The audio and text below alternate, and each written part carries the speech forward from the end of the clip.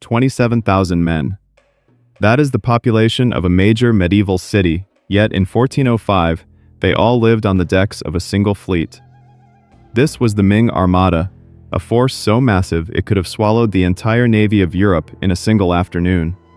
It was the physical manifestation of a dream held by one of the most ambitious men to ever sit on the dragon throne. The man who ordered this impossible feat was not born to be an emperor. Zheng He, the fourth son of the Ming founder, spent his youth in the saddle on the freezing northern borders. He was a soldier prince, hardened by the sight of Mongol cavalry and the smell of campfire smoke. His world was one of iron, blood, and the relentless wind of the Mongolian steppe. When his father, the Hongwu emperor, died, the throne did not pass to Zheng He. It went to his young, inexperienced nephew, who immediately moved to strip the powerful princes of their commands. Zheng He watched as his brothers were humiliated, imprisoned, or driven to suicide. He knew that to survive, he had to strike first, turning his seasoned northern veterans against the imperial capital.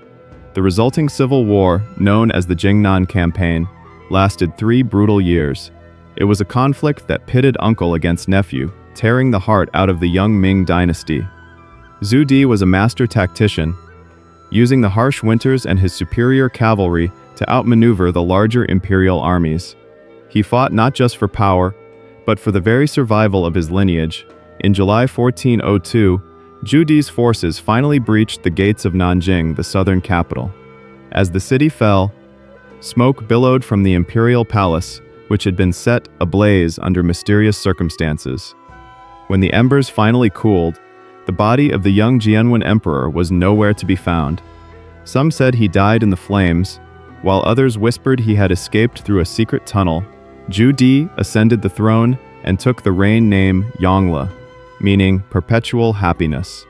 But his reign began in an atmosphere of deep suspicion and blood.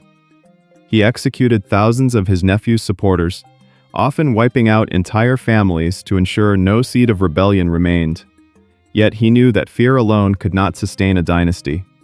He needed the mandate of heaven. To the Chinese mind, an emperor's right to rule was validated by his ability to bring order and glory to the world. A usurper like Yongle had to prove his worth through achievements that surpassed all who came before him. He needed to show that the gods favored his rule by making China the undisputed center of the universe. This psychological need for legitimacy would drive every grand project of his reign. He began by shifting the entire weight of the empire. He moved the capital from the south to the north, establishing Beijing as the permanent seat of power. He ordered the construction of the Forbidden City, a sprawling complex of nearly 1,000 buildings designed to mirror the celestial order. It was a palace meant to overawe any visitor with the sheer scale of imperial majesty. While he rebuilt the capital, he also turned his attention to the northern frontier. He led 5 massive military expeditions into the heart of Mongolia, personally commanding hundreds of thousands of troops. He wanted to ensure that the Mongol threat, which had ruled China for a century, would never return. Yet, even as he looked north toward the dust of the plains, he began to look south toward the waves. The previous Ming policy had been one of isolation and maritime bans. His father, the Hongwu emperor, believed that the sea brought only pirates and instability. He had famously declared that not even a single plank of wood should drift into the ocean. Yongle, however, saw the sea not as a barrier, but as a highway to infinite prestige. His vision was the expansion of the tributary system into the far reaches of the globe. In this worldview, the emperor was the sun, and all other nations were planets that must reflect his light. Foreign kings were expected to send envoys to China to perform the kowtow, a ritual of deep prostration. In exchange, the emperor would grant them protection, legitimacy, and the right to trade. There was also the persistent, nagging rumor of the missing Jianwen emperor. Yongle was haunted by the idea that his nephew was hiding in the southern islands, plotting a return to the throne. A massive naval presence would serve as a global dragnet, ensuring that no rival claimant could ever find sanctuary. Whether searching for a ghost or seeking glory, the emperor prepared to launch a mission unlike any in history. China, in the early 15th century, was the most advanced economy on the planet. Its artisans produced silk so fine it felt like water and porcelain that was the envy of every royal court in the world. The empire possessed the technology, the wealth, and the manpower to do what no other nation could imagine. Yongle decided to harness this power to build a fleet that would command the oceans. He did not want a fleet of small raiding ships or simple merchant vessels. He envisioned a floating empire, a city of wood and canvas that could sail for years without returning to port. These ships were to be the largest wooden vessels ever constructed, carrying thousands of tons of cargo and thousands of armed men. They were to be the ultimate instruments of soft power, backed by the threat of hard power. To lead such a monumental undertaking, the emperor could not rely on the traditional Confucian bureaucracy. These scholar officials were deeply conservative and viewed the sea with suspicion, believing that China was self-sufficient and had nothing to gain from barbarians. They saw the project as a wasteful vanity that drained the imperial treasury. Yongle needed someone who existed outside this rigid social hierarchy. He needed a commander who owed everything to him, a man of absolute loyalty and proven military brilliance. He looked toward his inner circle, to the eunuchs who had served him since his days as a prince on the frontier. Among them was a man of towering height and iron will, a soldier who had survived the horrors of war and the complexities of the court. The shipyards of Nanjing, located along the banks of the Yangtze River, were transformed into a massive industrial complex. Thousands of carpenters, blacksmiths, and sailmakers were conscripted from across the empire. Great forests of cedar and oak were felled and floated down the river to provide the skeletons for the new leviathans. The air was filled with the sound of hammers and the smell of boiling pitch. This was the birth of the treasure fleet, a naval force that would redefine the boundaries of the known world. Every detail was planned with meticulous precision, from the internal watertight compartments to the sophisticated navigation charts. The emperor's vision was no longer a series of sketches. It was taking shape in the form of massive hulls that blocked out the sun. As the first of the great ships took to the water, the world stood on the brink of a new era. The Ming Dynasty was no longer content to stay within its borders. It was reaching out to touch the horizon. The stage was set for a series of voyages that would bring the treasures of the world to the feet of the emperor. But a fleet is only as strong as the man who commands it. The emperor had the vision, the ships were built, and the soldiers were ready. Now, he turned to his chosen admiral to lead this armada into the unknown deep within the palace. A tall, imposing figure stepped forward to accept the golden seal of command. This was a man who had been broken by the empire, only to become its greatest weapon. Chapter 2. The Admiral and His Fleet. The appointment of Zheng He, the man who would command the greatest armada the world had ever seen, was born in the shadow of the Himalayan foothills, far from the salt spray of the ocean. He was a child of the mountains, a member of a Muslim family in the province of Yunnan. His ancestors had been high-ranking officials under the Mongol Yuan dynasty, men who prayed toward Mecca while serving the descendants of Genghis Khan. But in 1381, the world of his childhood was shattered by the iron advance of the Ming armies. The Ming conquest of Yunnan was a brutal affair, a final clearing of the Mongol remnants from the southern frontier. He's father was killed in the fighting, and the young boy was captured by the victorious Ming generals.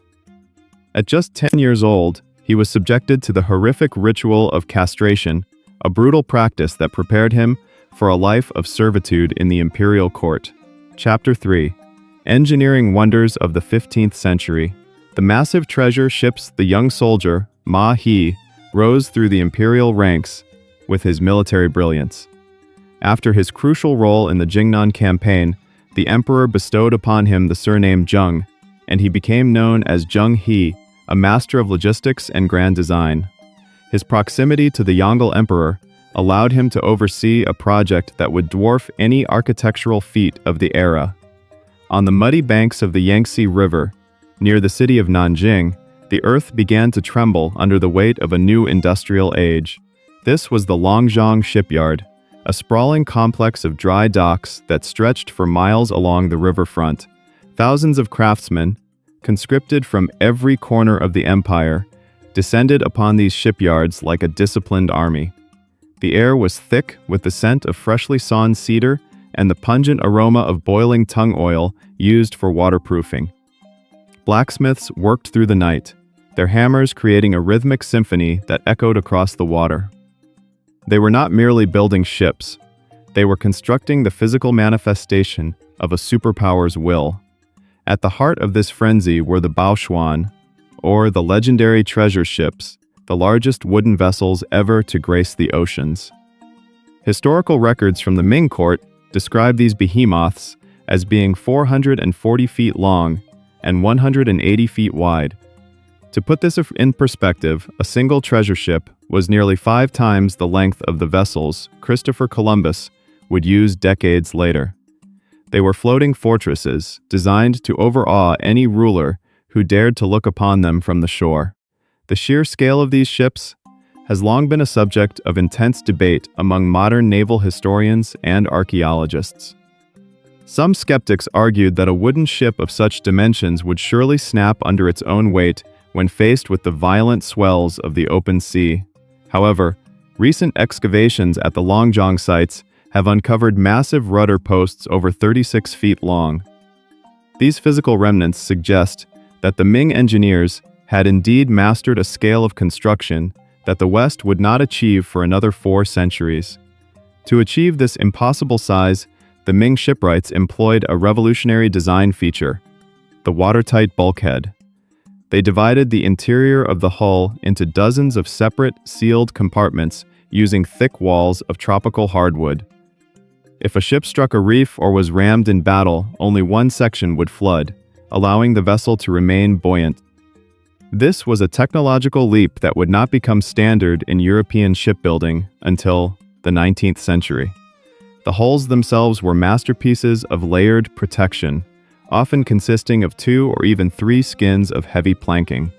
These planks were fastened with iron nails and sealed with a mixture of lime, tung oil, and chopped hemp, creating a bond as hard as modern resin. This composite material was remarkably resistant to the shipworms that typically devoured the wooden hulls of the era. The result was a vessel that was not only massive but incredibly durable for long-range voyages. Rising from these colossal decks were 9 masts, some reaching heights that would rival a modern 10-story building. These masts were not fixed in a single position, but were designed to be flexible, allowing the crew to adjust for the unpredictable winds of the Indian Ocean. The sails were made of heavy silk or reinforced cotton dyed in a brilliant crimson that could be seen from miles away. Unlike the square sails of the West, these were battened lug sails, which allowed the ships to sail much closer to the wind. Managing such a complex rigging system required a crew of hundreds, working in perfect synchronization to the sound of drums and gongs. A single treasure ship could carry over 500 men, including soldiers, sailors, and specialized technical staff. The upper decks featured luxurious cabins for officials and diplomats, decorated with fine carvings and silk hangings. Below decks, the space was efficiently organized to house the thousands of tons of cargo and supplies needed for years at sea. One of the most remarkable features of the treasure ships was their ability to sustain life in a way that seemed magical to foreign observers.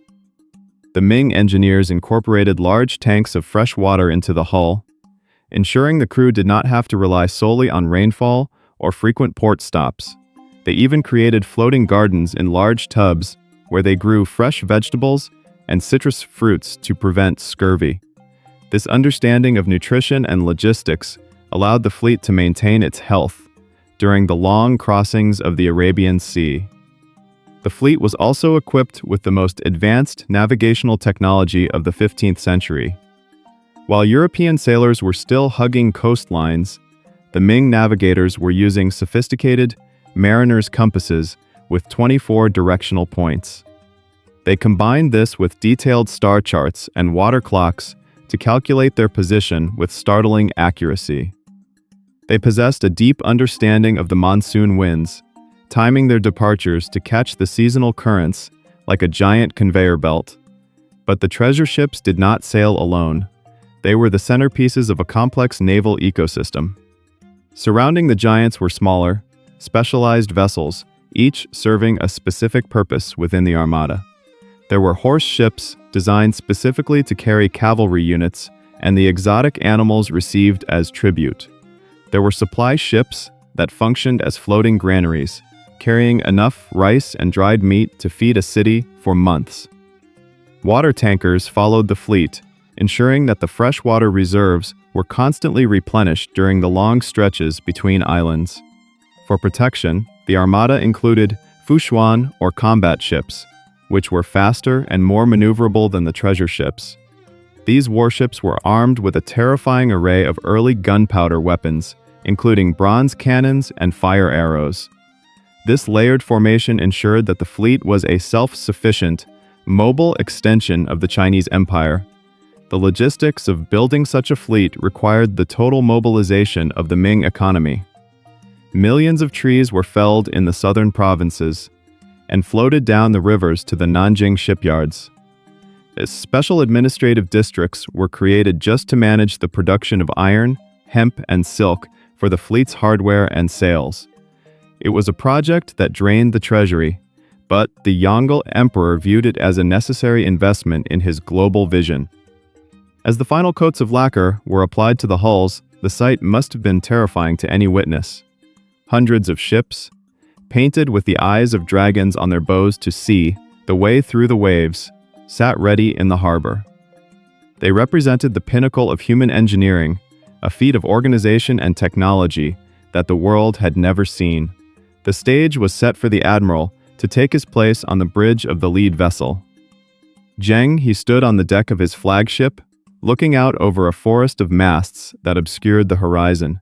He carried with him the imperial edicts, written in gold, which commanded the world to acknowledge the majesty of the Ming.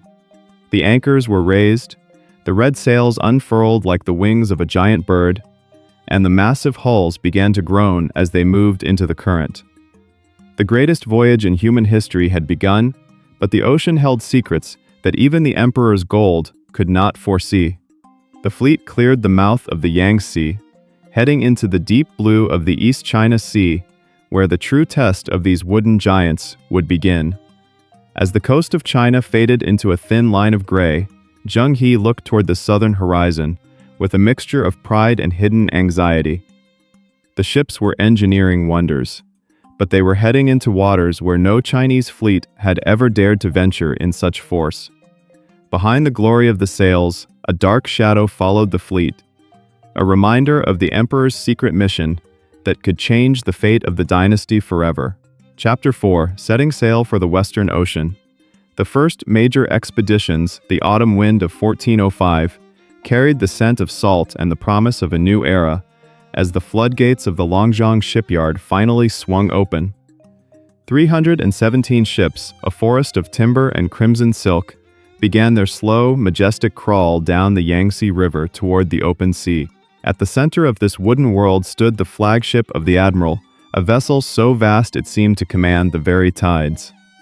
From the shore, the citizens of the Ming Empire watched in stunned silence, as the horizon was blotted out by the sheer scale of the Yongle Emperor's ambition.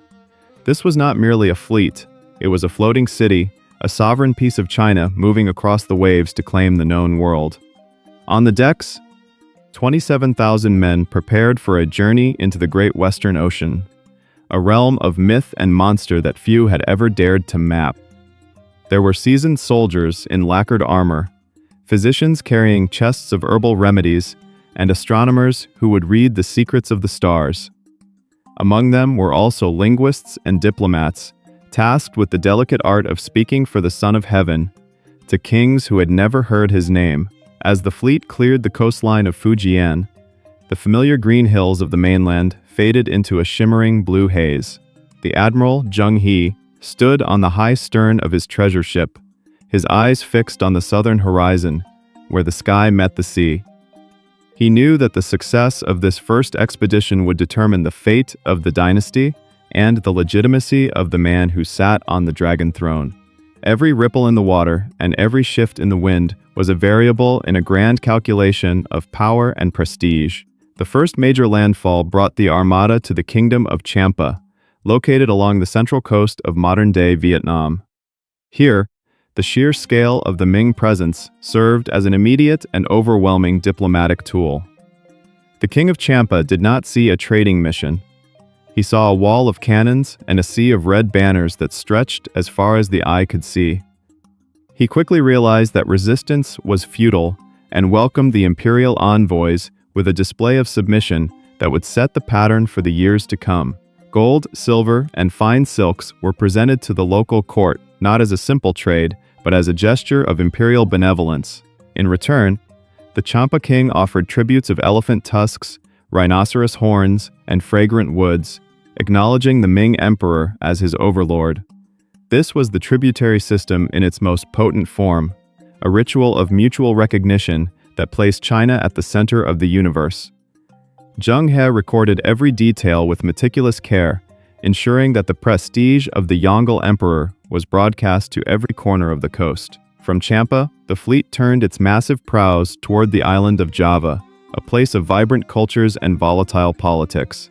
At the time, Java was gripped by a bitter internal conflict between the eastern and western kingdoms of the Majapahit Empire.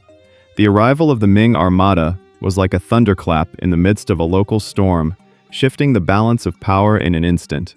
However, this stop would also provide the fleet with its first taste of the high cost of maritime diplomacy. During a shore excursion, a group of Ming sailors was caught in the crossfire of a local battle, and 170 Chinese men were killed by the forces of the West Javan king. The tension on the fleet reached a breaking point, with many commanders calling for a devastating retaliatory strike against the Javanese capital. Zheng He, however, demonstrated the cool-headed restraint that would define his command. He understood that a massacre would tarnish the image of the peaceful Ming, and instead accepted a massive fine of gold as an apology. This act of mercy was a calculated move, proving that the Ming Empire was as just as it was powerful.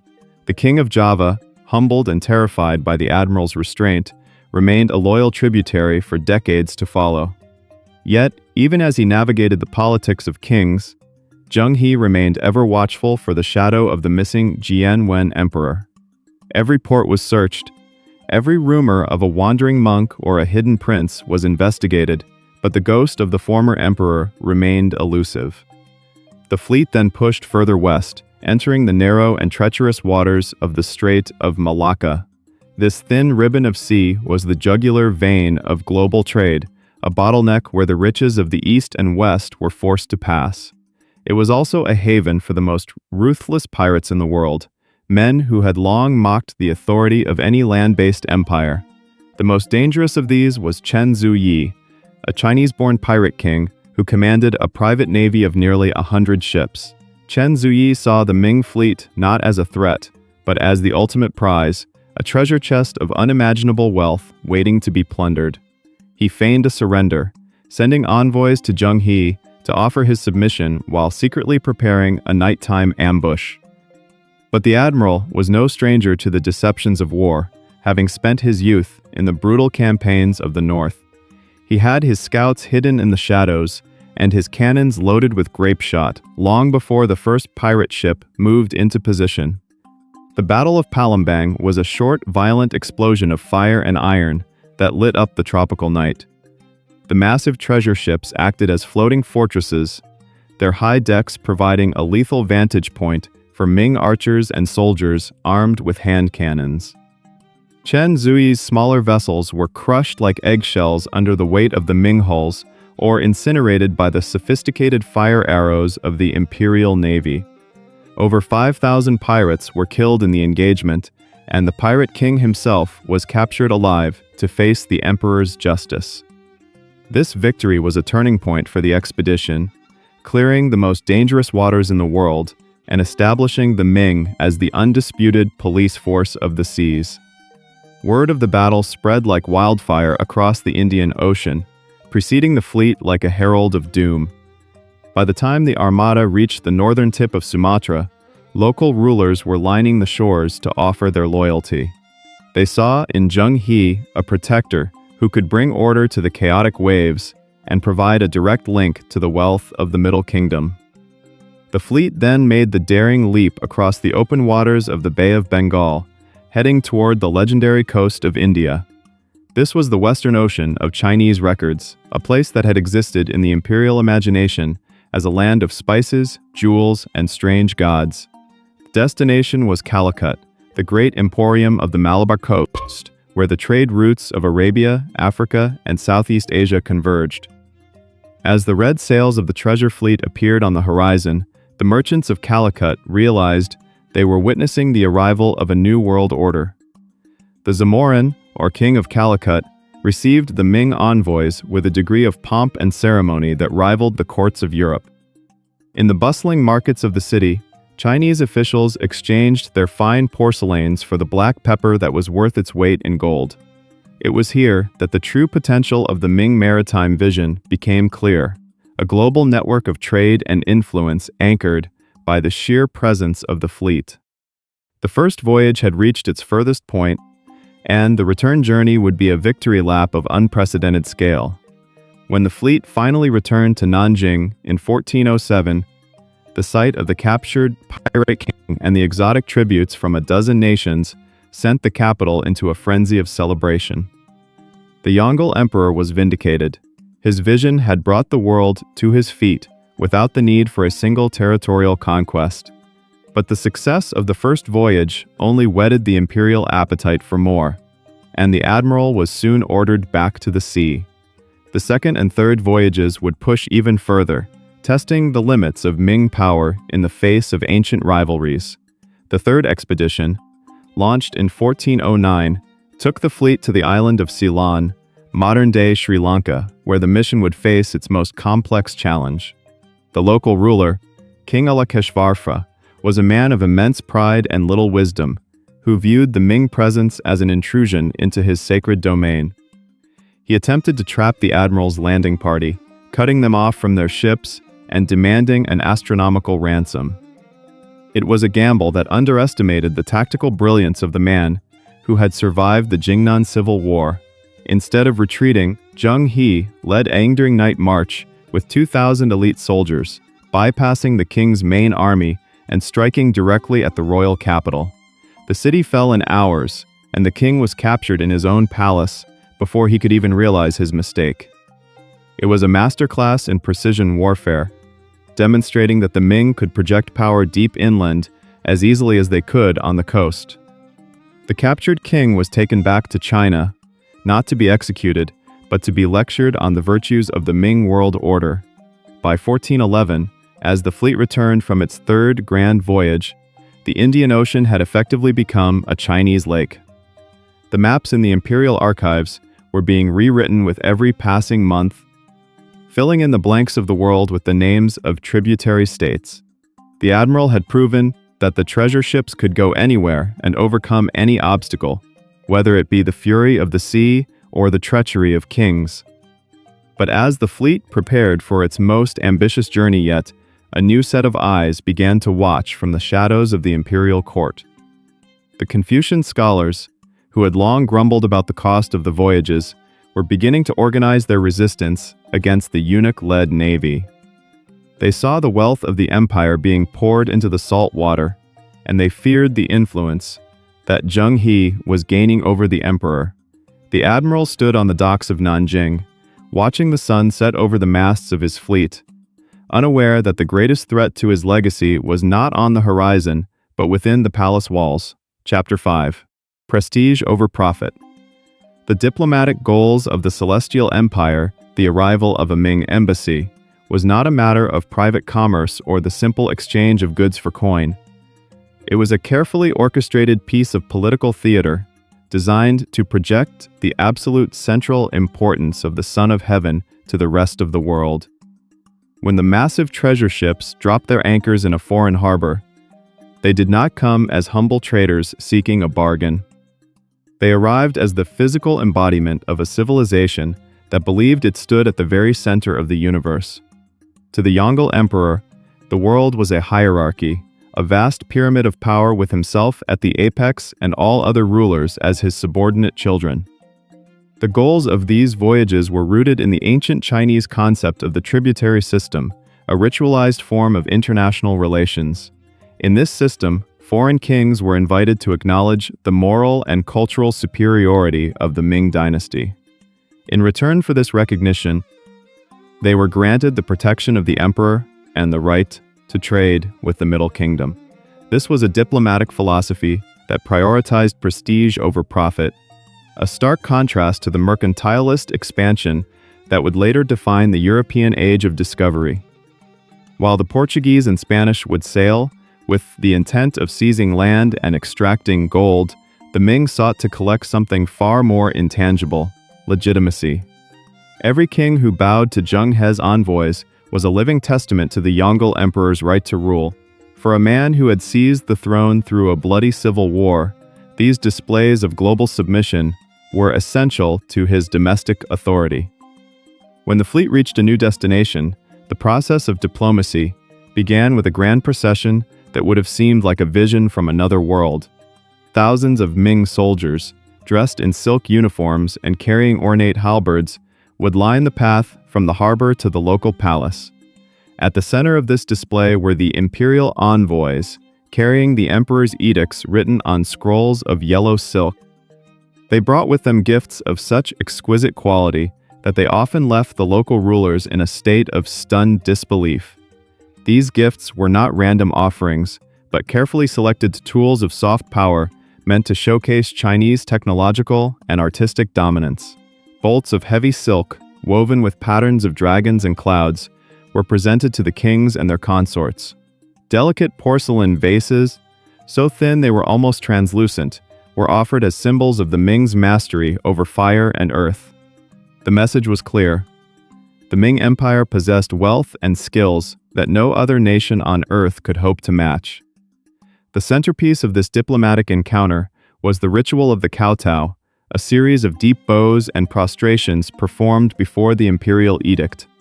To the Ming officials, this was the ultimate sign of a ruler's entry into the civilized world order. It was not seen as an act of slavery, but as an acknowledgement of the natural order of the cosmos. By performing the ritual, the foreign king became a vassal of the Ming, entering into a relationship of mutual obligation and protection. The Ming did not leave behind governors or occupying armies to enforce their will on these new tributary states. Instead, they relied on the fear and awe inspired by the fleet to maintain order and ensure loyalty. If a ruler accepted the Ming order, he was rewarded with lavish gifts and the prestige of being an ally of the Dragon Throne. If he resisted, the admiral had the military might to replace him with a more cooperative candidate, as seen in the interventions in Java and Ceylon. This benevolent hegemony was an expensive endeavor that defied the logic of traditional economics. The cost of building, maintaining, and manning the fleet was astronomical, and the gifts given away often far exceeded the value of the tribute received. From a purely financial perspective, the voyages were a massive drain on the imperial treasury. But the Yongle emperor did not measure success in silver taels. He measured it in the number of foreign envoys who crowded the streets of Nanjing. The capital city became a living museum of the known world, a place where one could see the representatives of dozens of different cultures walking side by side. Envoys from the Swahili coast of Africa rubbed shoulders with princes from the islands of Indonesia and merchants from the plains of India. They brought with them the tribute of their lands, strange animals, rare spices, and precious gems. These items were not treated as commodities for sale, but as ritual offerings to the emperor's greatness. The most famous of these tributes was the giraffe, brought back from the kingdom of Malindi on the East African coast. When the creature arrived in Nanjing, it caused a sensation that rippled through every level of Chinese society. Court scholars identified the giraffe as the Qilin, a mythical beast of peace and prosperity that supposedly only appeared during the reign of a sage king. The emperor used the animal's presence as divine confirmation that his rule was blessed by the heavens themselves. Beyond the animals and the silk, there was a deeper, more practical layer to this diplomatic mission: the gathering of intelligence. Zheng He's fleet carried a small army of linguists and scholars who were tasked with recording the customs, languages, and geographies of every land they visited.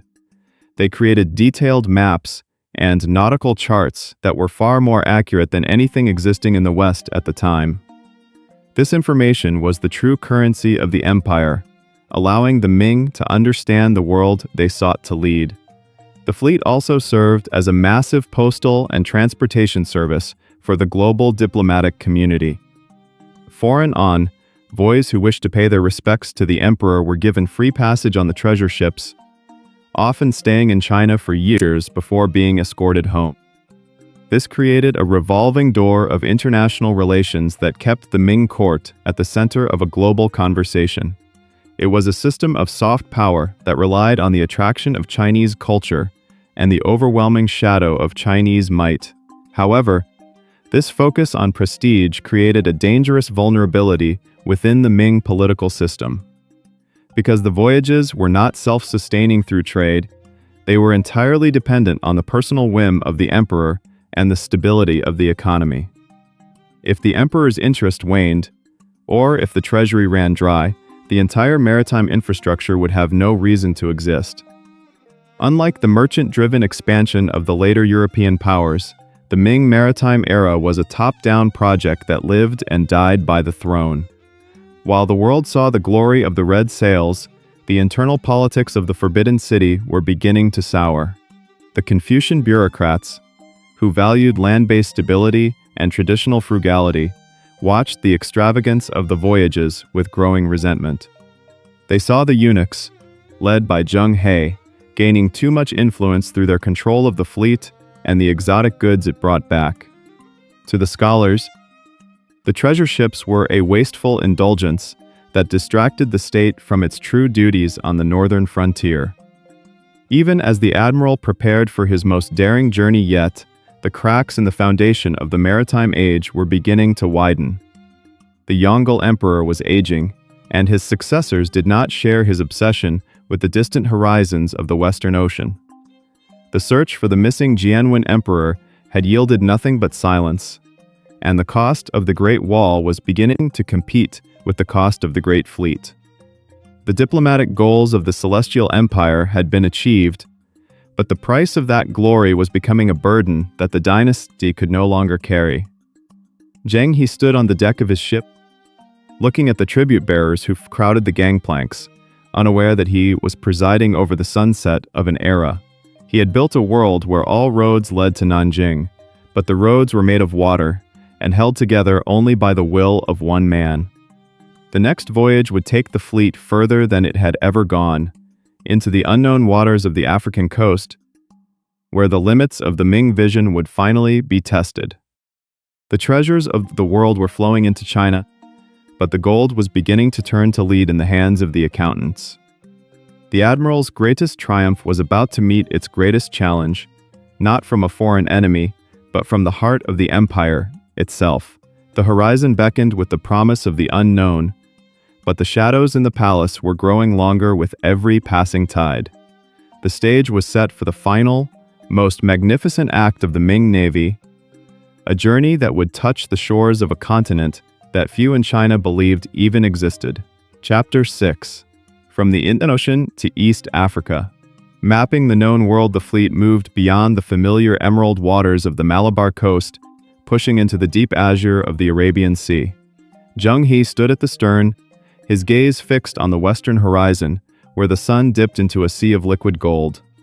Behind him, 300 ships followed in perfect formation, their sails catching the steady push of the winter monsoon. They were leaving the known world of the East and entering a realm of desert kings and ancient spice routes. The fourth voyage, launched in 1413, marked a fundamental shift in the scale of Ming ambition. No longer content with the established ports of India, the emperor had commanded his admiral to find the source of the treasures that flowed through Calicut. The destination was Hormuz, a legendary island city sitting at the mouth of the Persian Gulf. To the Chinese navigators, this was the gateway to the world of the Arabs, a place where the wealth of 3 continents collided. As the treasure ships approached the rugged, salt-encrusted cliffs of Hormuz, the crew was met with a sight that defied their expectations. The city was a glittering jewel of white stone and blue tiles, rising directly from the scorching sands of the island.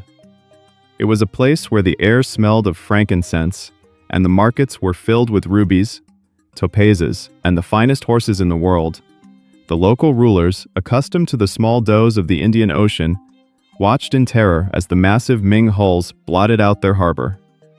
Zheng He stepped onto the docks of Hormuz not as a conqueror, but as the supreme arbiter of global trade. He brought with him the finest porcelain from the imperial kilns and silks that felt like water to the touch. In exchange, he sought the legendary Arabian stallions, animals that were vital for the Ming cavalry in their endless wars against the Mongols. The trade was swift and lucrative, but for the admiral, the true value of Hormuz lay in its strategic position as a bridge between East and West. Among the crew was a man named Ma Huan, a Chinese Muslim and translator who meticulously recorded everything he saw. He wrote of the strange customs of the Persians, their intricate carpets, and their devotion to a single god. His journals provided the Ming court with its first detailed ethnographic map of the Islamic world. Through his eyes, the Forbidden City began to understand that the world was far more complex and diverse than the ancient classics had ever suggested. During the 5th voyage, a detachment of the fleet turned south, hugging the jagged coastline of the Arabian Peninsula toward the port of Aden. This was the edge of the Red Sea, a region of blistering heat and ancient religious fervor. The Sultan of Adeld received the Ming envoys with immense respect, recognizing the power that these wooden leviathans represented. He offered the admiral gifts of gold, silver, and rare perfumes, signaling his desire to enter the tributary circle of sons of heaven. It was here, in the shadow of the desert mountains, that the Ming navigators began to hear whispers of a land even further to the west. The Arab merchant spoke of a dark continent across the sea, a place of endless plains and animals that seemed to be stitched together from the parts of different creatures. To any other sailor of the 15th century, these were mere sailors' yarns, the product of too much sun and salt. But to Zheng He, these stories were a challenge to the reach of the Ming banner. The crossing from the Arabian Peninsula to the East African coast was the most perilous leg of the entire maritime project. The fleet had to navigate the Green Sea, a stretch of the Indian Ocean known for its unpredictable currents and violent sudden storms. For weeks, the crews saw nothing but the endless horizon, their lives dependent on the accuracy of their compasses and the strength of their teak hulls. The silence of the open ocean was a constant reminder of how far they had wandered from the safety of the Middle Kingdom. Finally, the lookout at the masthead cried out as the low, sandy coastline of the Swahili coast appeared through the haze. The fleet had reached Mogadishu, a powerful city-state in modern-day Somalia, guarded by high stone walls and fierce warriors. Unlike the welcoming ports of India, the people of Mogadishu were wary of the massive armada appearing on their horizon. They met the initial landing parties with displays of military strength, their spears glinting in the harsh tropical sun. Zheng He responded not with fire, but with the patient diplomacy that had become his hallmark.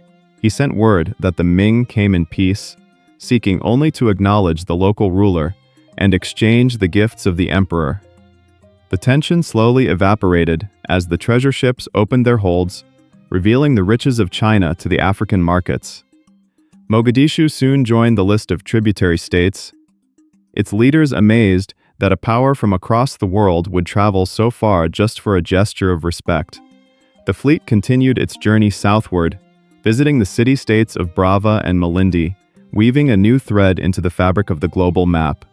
In these ports, the Ming sailors encountered a world of vibrant African cultures that had been trading with the Arab world for centuries. They saw the great stone mosques of the Swahili coast and the intricate ivory carvings that were the pride of the local craftsmen.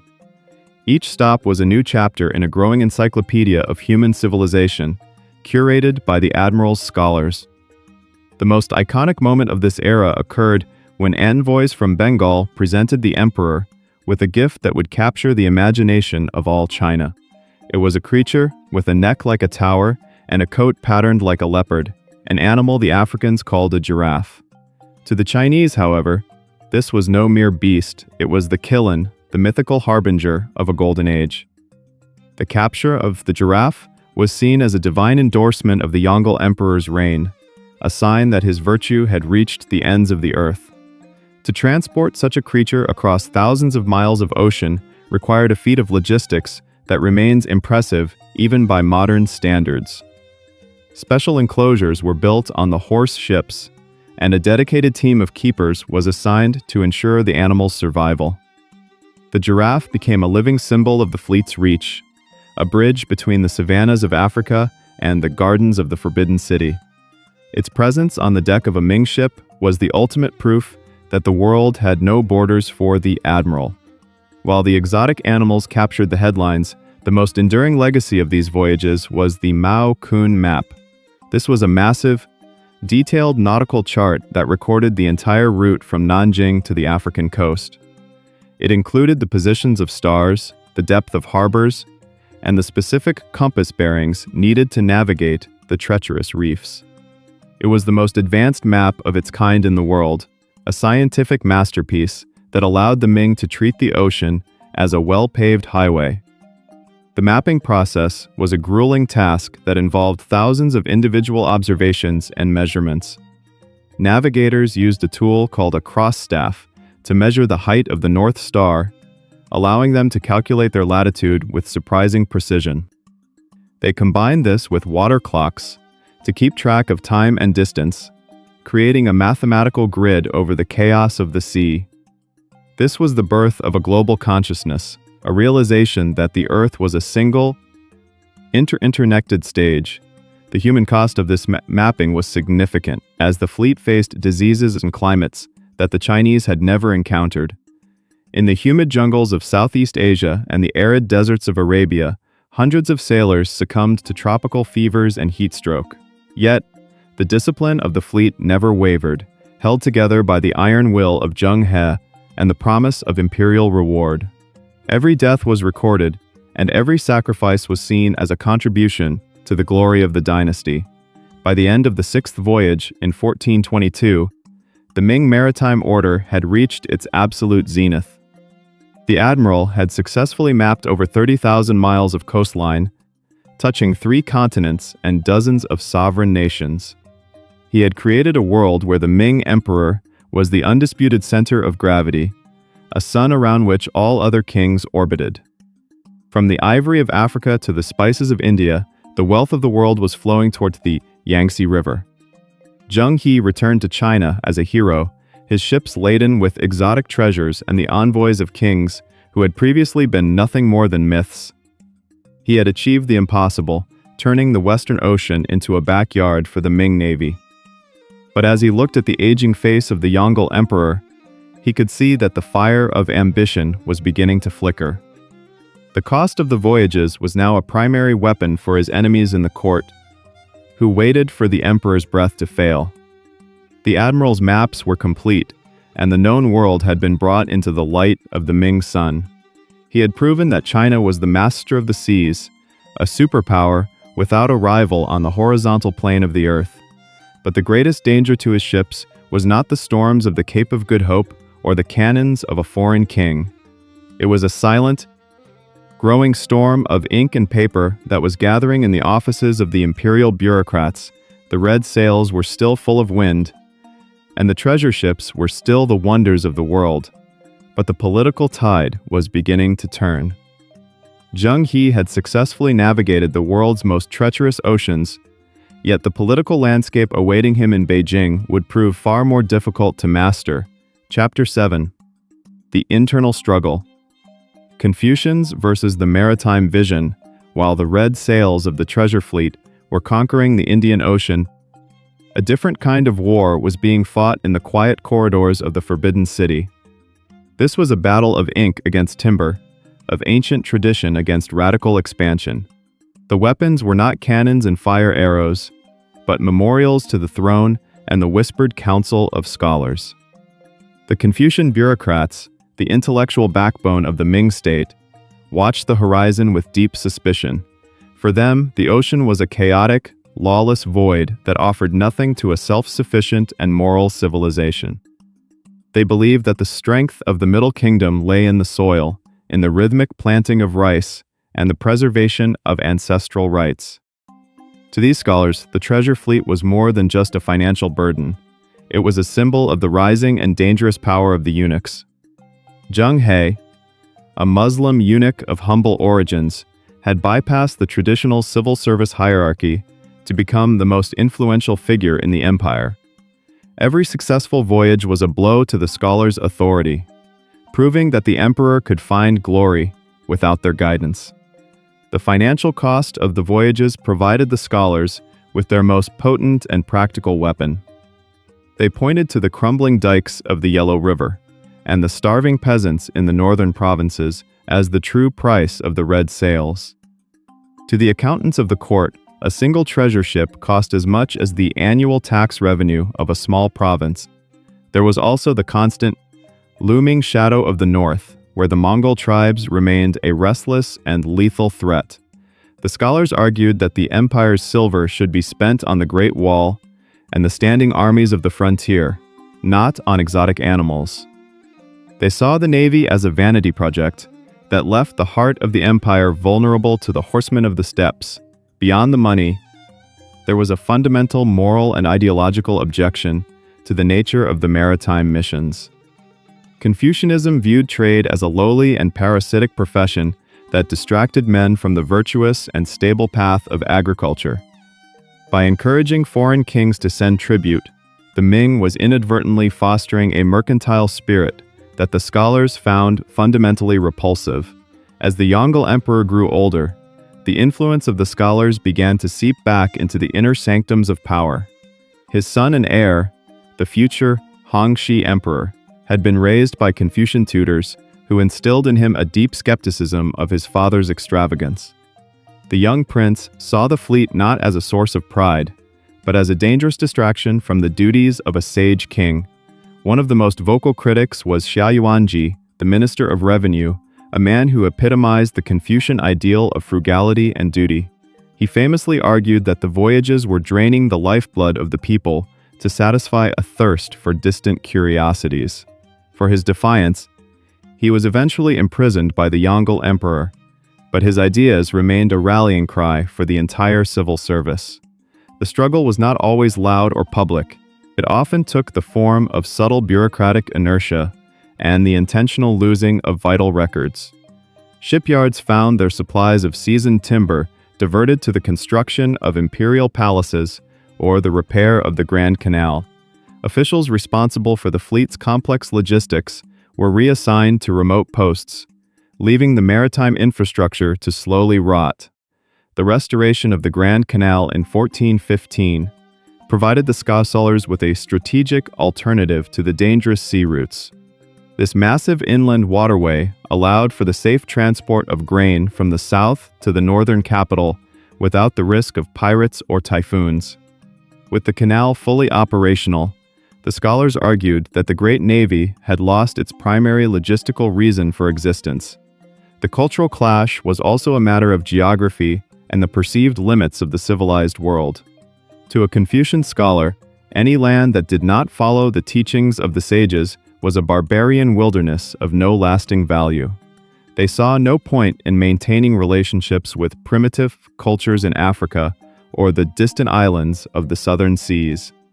Even the exotic gifts brought back by Zheng He, like the giraffe and the lions, became points of contention. While the emperor saw them as divine omens of his virtue, the scholars viewed them as expensive toys that required precious resources to maintain.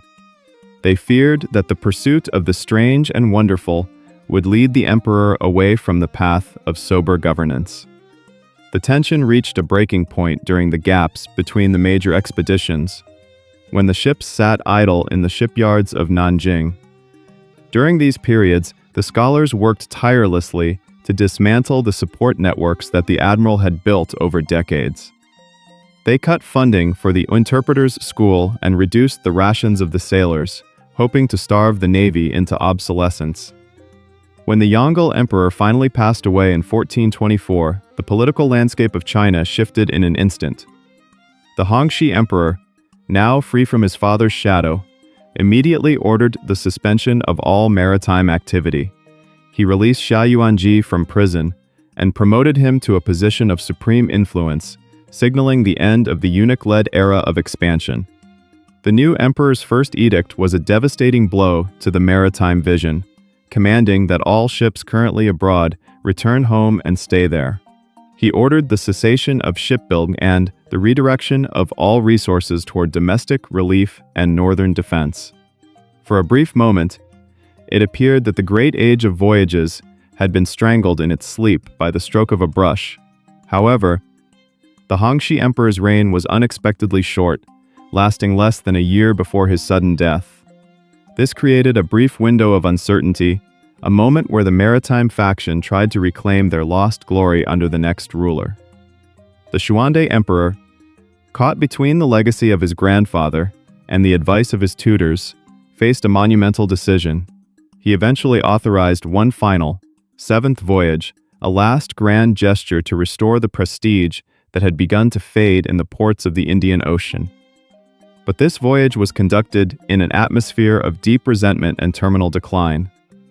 The admiral knew that he was no longer sailing for a growing empire, but for a dynasty that was rapidly closing its doors. The scholars were no longer just complaining about the costs. They were preparing to erase the very memory of the sea from the Chinese mind. They understood that as long as the records and the maps existed, the temptation to sail again would always remain. The internal struggle was moving toward a final scorched earth conclusion that would change the world. But as the last great fleet prepared to weigh anchor, a secret order was being drafted that would do more than just stop the ships. It would turn the once mighty Ming Navy into a ghost story that the world would almost forget. Chapter 8. The Sudden Retreat. Death of Zhu Di and the Great Maritime Bannon. The high summer of 1424, the wind that carried the Ming banners did not blow from the sea, but across the parched sands of the Gobi Desert. The Yongle Emperor, the architect of the great voyages and the master of the Dragon Throne, lay dying in a military camp during his 5th campaign against the Mongols. He was a man of the horizon, always reaching for the next border or the next ocean, but his own journey was coming to an abrupt end. With his final breath, the singular will that had held the treasure fleet together vanished into the dusty air of the northern frontier. News of the emperor's death traveled faster than any ship, reaching the shipyards of Nanjing and the docks of the Indian Ocean like a cold front. His successor, the Hongxi Emperor, did not share his father's hunger for global expansion or his trust in the eunuch class. Within days of ascending the throne, the new ruler issued an edict that struck the maritime world with the force of a tidal wave. He ordered the immediate suspension of all overseas expeditions, commanding that the great ships be brought home to rot in their berths. The transition of power was not merely a change in leadership, but a total reversal of the national spirit. The Hongxi Emperor had spent his life under the tutelage of Confucian scholars who viewed the sea as a source of corruption and waste. One of his first acts was to release the anti-maritime officials who had been imprisoned by his father, restoring them to the highest levels of government. These men returned to the Forbidden City with a burning desire to dismantle everything the treasure fleet represented. The financial heart of the maritime project was cut out with surgical precision. The state treasury, which had been strained to the breaking point by the construction of the Forbidden City and the wars in the north, was redirected toward domestic relief. The massive subsidies that sustained the shipyards were canceled, leaving thousands of skilled laborers without work. The great dry docks of Longzhong, once the most advanced naval facilities on the planet, began to fill with silt and weeds. The existing maritime ban, known as the Haijin, was strictly reinforced through a series of draconian laws that sought to seal China off from the world. it became a capital offense for any private citizen to build a ship with more than 2 masts or to venture into the open ocean for trade. The policy strictly enforced the Haijin, completely cutting off all unauthorized maritime activities and isolating the empire from the outside world. This was not just a defensive measure. It was an attempt to erase the very concept of the ocean from the Chinese economy. The massive treasure ships, the largest wooden vessels ever constructed, became silent monuments to a forgotten ambition. Without the constant maintenance of the imperial shipyards, the teak hulls began to warp and the great red sails turned to gray rags. The specialized knowledge of the shipwrights, passed down through generations, began to evaporate as the master builders were reassigned to mundane construction projects. The dragon-headed prows that had once intimidated kings were now submerged in the mud of the Yangtze River. The human cost of this retreat was felt most deeply in the coastal provinces of Fujian and Guangdong. For centuries, these regions had lived by the rhythm of the tides, their prosperity tied to the exchange of silk and porcelain for foreign silver. The ban turned entire cities into ghost towns, as the merchants who had fueled the empire's growth were forced to abandon their warehouses. Many sailors, left with no legal way to feed their families, turned to the very thing the government feared most: piracy. This internal withdrawal created a paradoxical security crisis that would haunt the Ming for centuries. By banning legal trade, the court inadvertently created a massive black market that attracted desperate men and foreign adventurers. The woku, or dwarf pirates, began to raid the coast with increasing ferocity, finding shelter in the abandoned ports that the Navy no longer patrolled. The government responded not by reopening trade, but by ordering the forced relocation of entire coastal populations several miles inland. Even the brief revival under the Xuande emperor, who took the throne after the short reign of his father, was more of a funeral procession than a new beginning.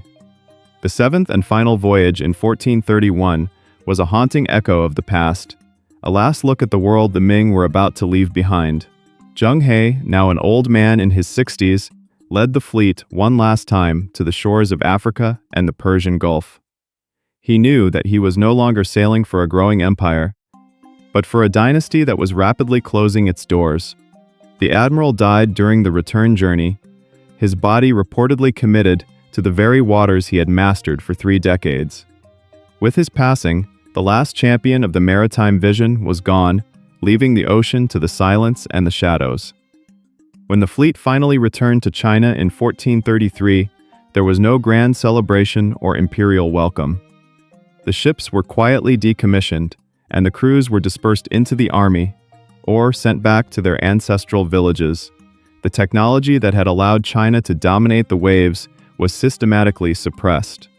The star charts, the compass designs, and the complex rigging systems that had made the treasure ships possible were no longer taught or recorded. The Ming Navy, which had once boasted over 3,000 vessels, was reduced to a small coastal guard incapable of projecting power beyond the sight of land. A superpower had voluntarily blinded itself, choosing the safety of the wall over the opportunity of the wave. The geopolitical consequences of this retreat were staggering and would not be fully understood for another century. By abandoning the Indian Ocean, the Ming left behind a power vacuum that stretched from the Strait of Malacca to the Horn of Africa. The vibrant trade networks that Zheng He had integrated into the tributary system were left without a central arbiter. The seas were now open to anyone with the courage to sail them, and a small, distant nation called Portugal was already beginning to look south. The Confucian scholars who engineered the ban believed they were saving China from the corrupting influence of the outside world. They saw the voyages as a vanity project of the eunuchs, a wasteful distraction from the true work of a moral and stable society. In their eyes, the Middle Kingdom was a complete and perfect universe that needed nothing from the barbarians beyond the horizon. They successfully turned China into a fortress, but in doing so, they turned the rest of the world into a mystery. By the mid-15th century, the memory of the great voyages began to fade into the realm of myth and legend. Young officials in the capital spoke of the treasure ships as if they were fairy tales, doubting that such massive vessels could ever have existed. The physical evidence was disappearing as well, as the ships were broken up for timber or left to rot in forgotten backwaters. The sea, once the highway of the empire, was now a forbidden zone, a place of danger and exile. The maritime ban was not just a policy. It was a psychological shift that redefined what it meant to be Chinese. The focus of the state turned entirely inward, toward the preservation of the past and the defense of the northern borders. The Great Wall was reinforced with stone and brick, becoming the physical manifestation of the new national strategy. China had decided that its future lay in the soil of the heartland, not in the currents of the deep ocean. The admiral's maps were locked away in imperial archives, and the sailors who knew the way to Africa were silenced by law or age. The world that Zheng He had mapped and catalogued began to drift away, becoming a series of strange names on ancient scrolls. The Ming had possessed the keys to the world, but they had chosen to throw them into the fire. The ships were gone and the ports were silent, but the destruction was not yet complete. To ensure the sea would never tempt the empire again, the bureaucrats prepared to commit an act of historical arson that would leave future generations in the dark. Chapter 9: Burning the Records. How a superpower erased its naval history. The silence that descended upon the imperial shipyards of Nanjing was not merely the absence of hammers and saws, but the sound of a civilization turning its back on the horizon. By the mid-15th century, the great wooden skeletons of the treasure ships had become rotting carcasses, their ribs poking through the mud of the Yangtze like the remains of forgotten giants. The sailors who had once navigated by the stars of the Southern Cross were now old men, their stories dismissed as the ramblings of a bygone, wasteful era. In the halls of power, the maritime age was no longer viewed as a glorious chapter, but as a fever dream that had nearly bankrupted the Son of Heaven. The final blow to the legacy of the great voyages did not come from a storm at sea or a foreign invader, but from a quiet room filled with paper and ink. In 1477, during the reign of the Chenghua Emperor, a high-ranking eunuch named Wang Zhi proposed a revival of the maritime expeditions to restore the prestige of the dynasty. He requested the Ministry of War to produce the logs and charts of Zheng He's 7 voyages to serve as a guide for a new fleet. It was a moment that could have changed the trajectory of world history, potentially putting China back on the path to global dominance. However, when the imperial archives were searched, the most vital documents in the history of human exploration were nowhere to be found. Lu Daxia, a department director in the Ministry of War and a staunch Confucian scholar, had anticipated the request and acted with cold, calculated precision. He had spent weeks buried in the dusty shelves of the ministry, identifying every map, every star chart, and every logistical report related to the treasure fleet. Instead of handing them over to the emperor's messengers, he reportedly ordered them to be taken to a courtyard and committed to the flames. When confronted by his superiors about the missing records, Ludaksha did not cower or offer excuses for the loss. He stood his ground with the moral certainty of a man who believed he was saving the soul of the empire from a recurring nightmare. He argued that the voyages of the Sanbao eunuch were filled with deceitful exaggerations and had cost the lives of countless thousands of soldiers and civilians. To Ludaksha, the records were not scientific treasures, but dangerous temptations that would only lead future emperors into the same trap of vanity and ruin. The destruction of these documents was an act of historical arson that effectively blinded the Ming state for the next 400 years. The star charts, which had meticulously mapped the currents and constellations from the East China Sea to the Swahili coast, vanished into ash and smoke. The technical blueprints for the massive 9-masted treasure ships, masterpieces of 15th century engineering, were erased from the collective memory of the shipwrights. The specific knowledge of tides, seasonal monsoons, and hidden reefs in the Indian Ocean was lost, forcing future generations to start from zero.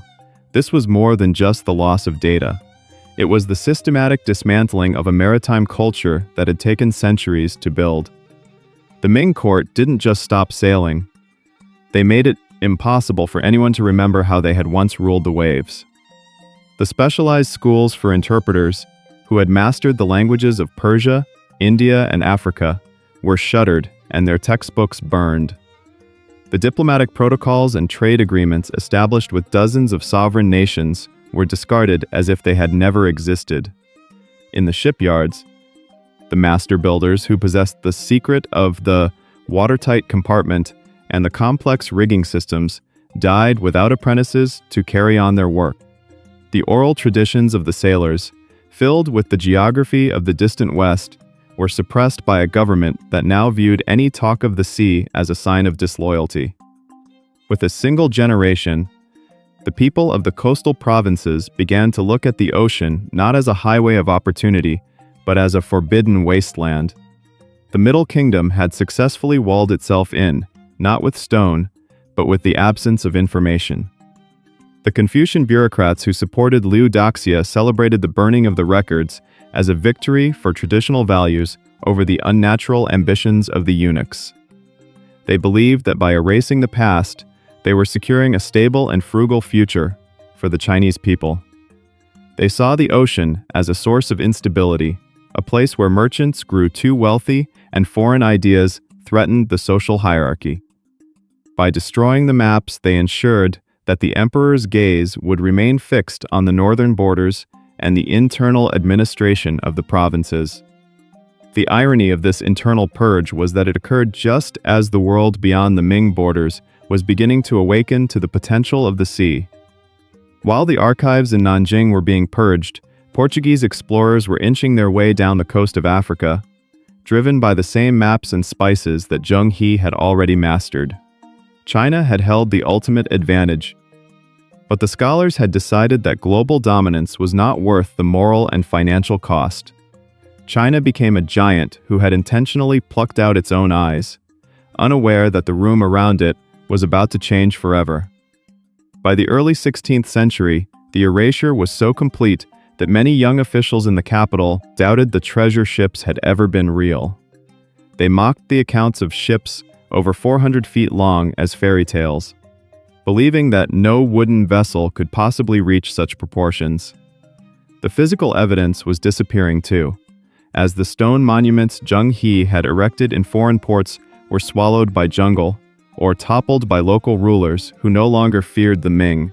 The great maritime ban had turned a living history into a ghost story, whispered only by those who still remembered the smell of the salt air.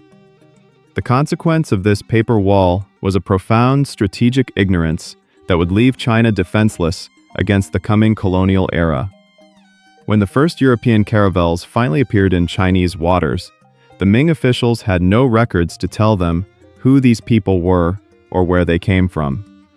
They had forgotten that they had once traded in the same markets as the ancestors of these newcomers, and they had lost the naval capacity to meet them as equals. The technological gap, which had once favored China by a wide margin, began to close and then widen in the opposite direction. The burning of the records was the final triumph of the land over the sea and of the inward-looking farmer over the outward-bound merchant.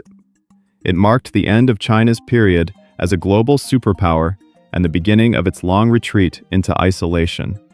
The Ming had chosen to be a continental power in an age that would soon be defined by maritime reach.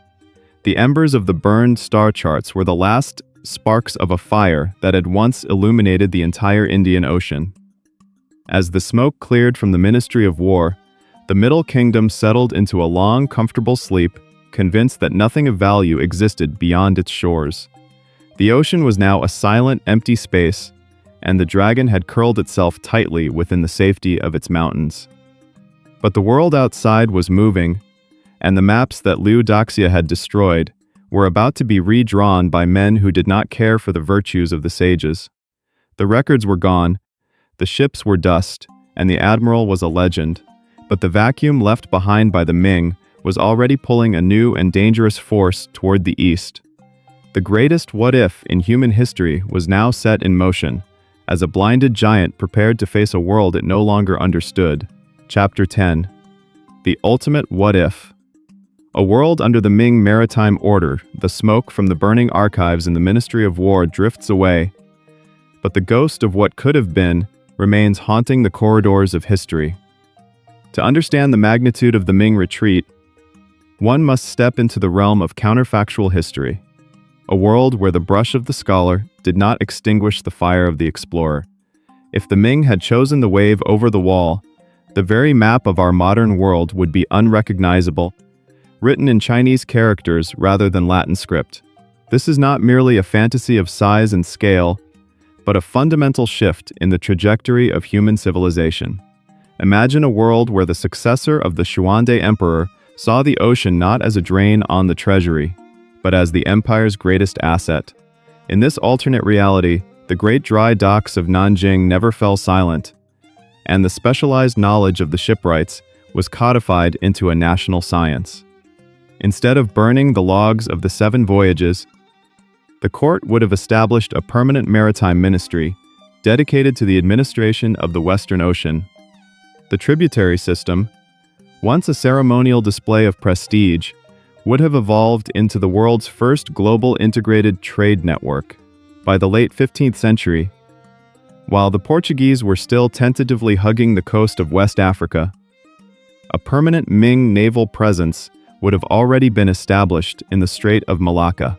This strategic choke point would have become the gateway to a Chinese-dominated Indian Ocean where no ship could pass without the permission of the emperor.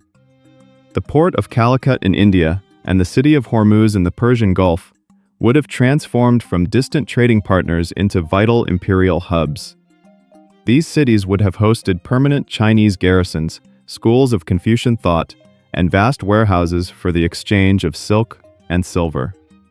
The economic impact of this sustained maritime presence would have been revolutionary for the Ming social structure. The rise of a powerful merchant class, backed by the might of the imperial navy, would have challenged the traditional dominance of the landed scholar bureaucrats. This internal tension might have forced the Ming to modernize its legal and financial systems, creating a form of state-sponsored capitalism centuries before the West. The constant demand for faster ships and more accurate navigation would have sparked a scientific revolution in optics, metallurgy, and mathematics within the heart of the Middle Kingdom. One of the most profound what-ifs concerns the fate of the African continent and the eventual arrival of the Europeans. If Zheng He's successors had continued to push southward along the Swahili coast, they would have inevitably rounded the Cape of Good Hope from the east. Chinese explorers might have discovered the Atlantic decades before Christopher Columbus set foot in the Caribbean. The encounter between a massive Ming treasure fleet and the small, scurvy-ridden caravels of Vasco da Gama in 1498 would not have been a meeting of equals.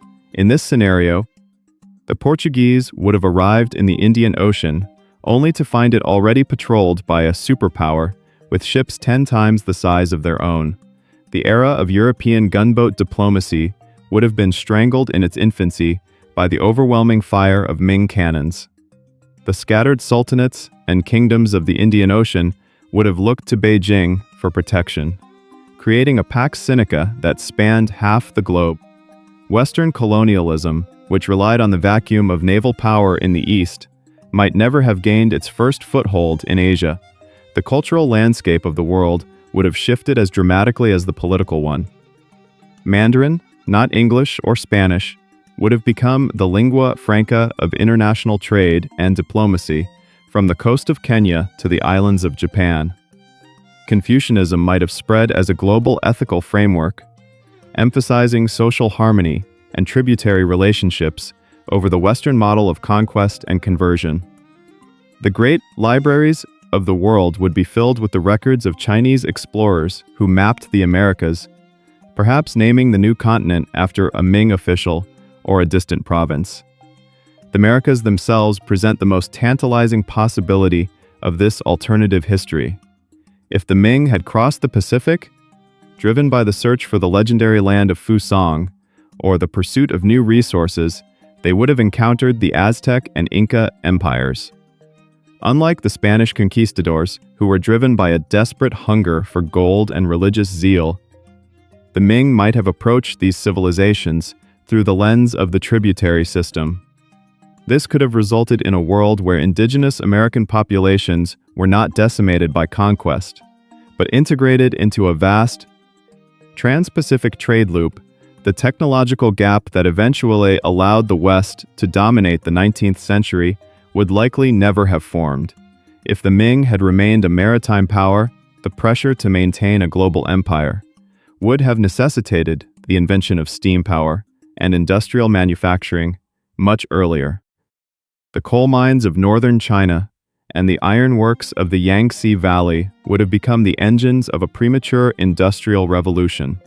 The Great Divergence, the historical moment when Europe pulled ahead of Asia, would be a concept unknown to modern historians.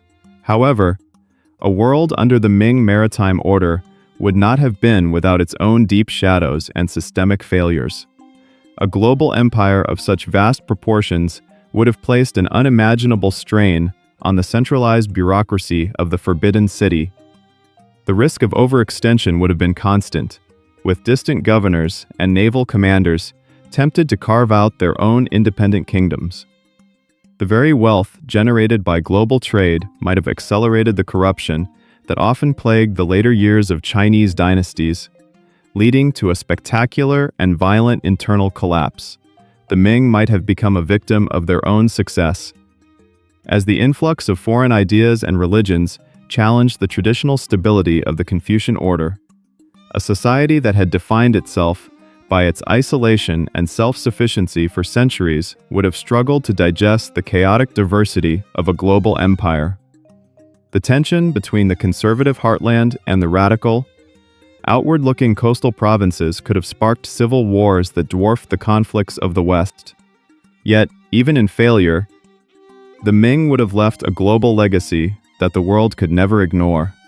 The reality we inhabit is the one where the records were burned, the ships were left to rot, and the ocean was abandoned.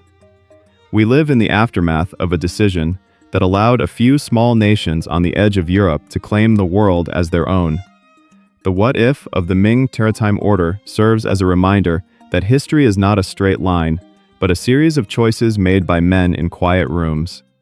The red sails of the treasure fleet are now just a faded myth, a memory of a future that was discarded in favor of a wall.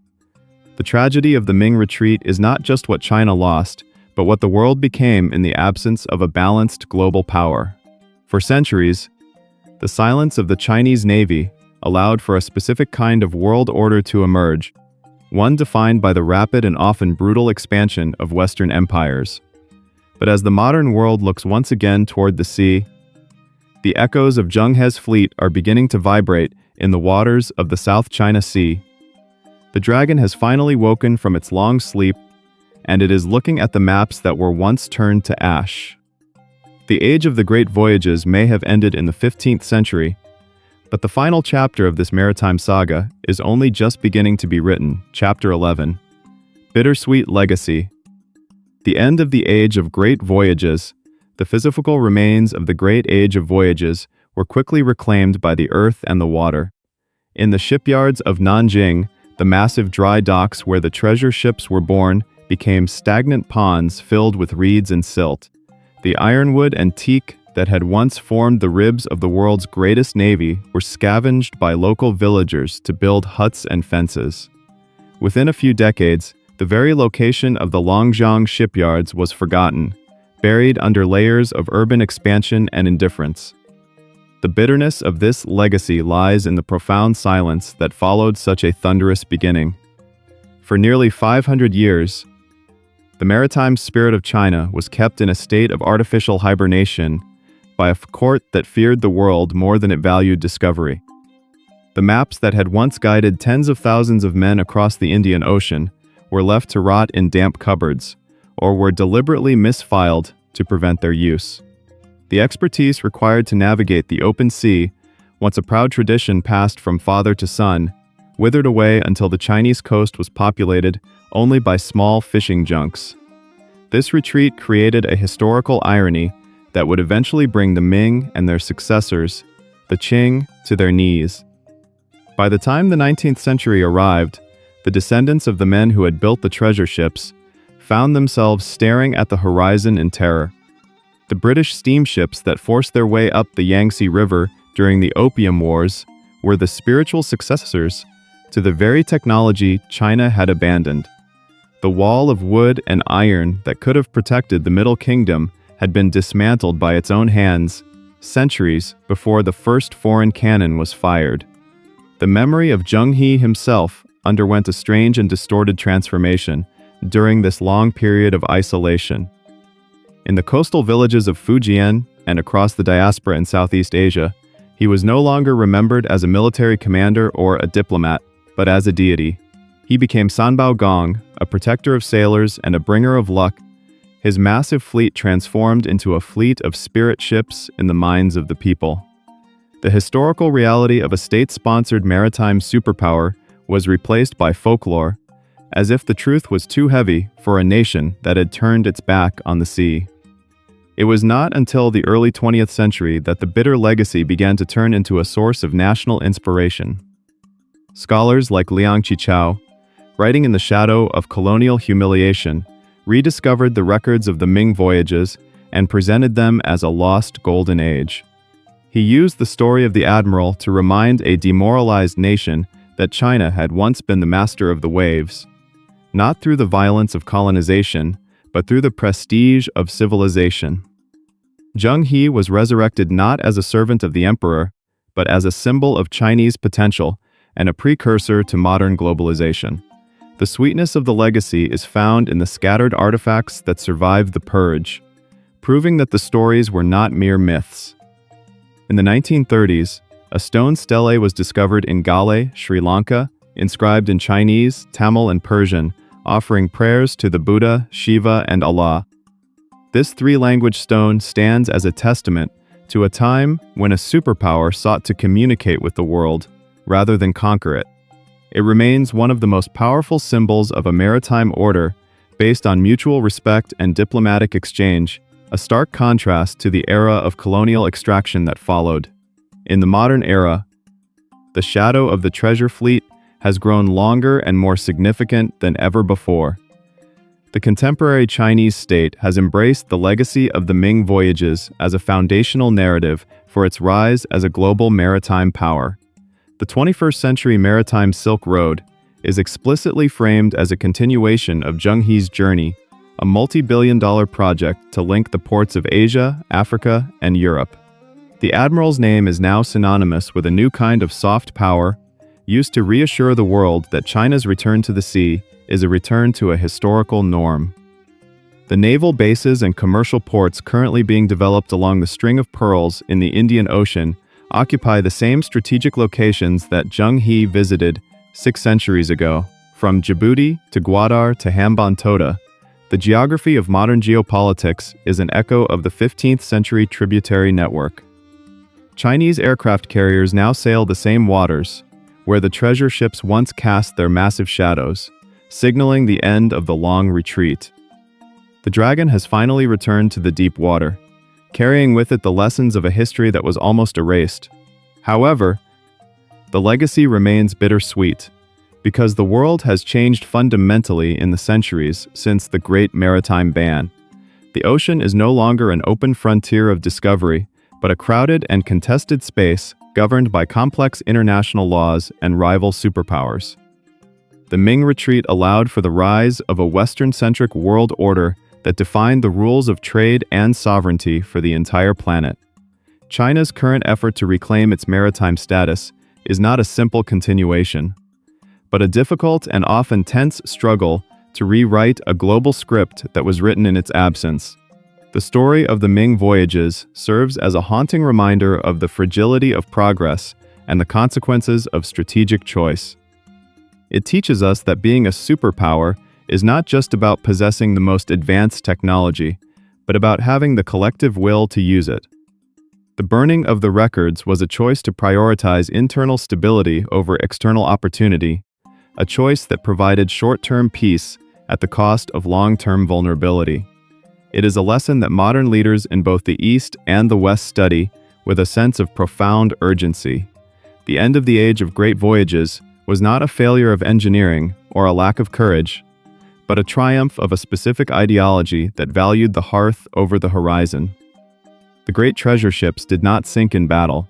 They were scuttled by the stroke of a pen in a quiet courtyard in Nanjing. This is the ultimate tragedy of the Ming Navy. It was a force that could have changed the world, but it was defeated by the very culture it was built to protect. The bittersweet legacy is the knowledge that the future is never guaranteed, even for the most powerful empire on Earth.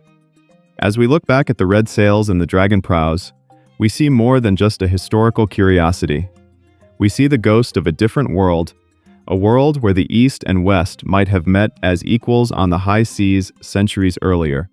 We see the potential for a global order that might have been less defined by conquest and more by the exchange of culture and prestige. The legacy of Zheng He is a mirror held up to our own time, asking us which we will choose, the safety of the wall or the challenge of the wave. The silence of the Ming docks has finally been broken by the roar of modern engines and the clatter of global trade. The maps have been redrawn, the records have been reconstructed, and the admiral has been restored to his place in the pantheon of great explorers. The bittersweet chapter of the retreat is closing, and a new era of maritime ambition is beginning to unfold across the blue national territory of the oceans. The spirit of the treasure fleet is no longer a ghost. It is a blueprint for the future. If you have traveled with us through the rise and fall of the Ming Maritime Empire, from the vision of Zhu Di to the ashes of the imperial archives, we invite you to join the conversation. What do you believe was the single most important factor that led to the Great Maritime Ban? And do you think China's modern maritime rise will avoid the mistakes of the past? Share your thoughts in the comments below. Subscribe to continue exploring the epic turning points of human history and help us keep the fire of discovery alive. The horizon is waiting, and the next great voyage is just beginning.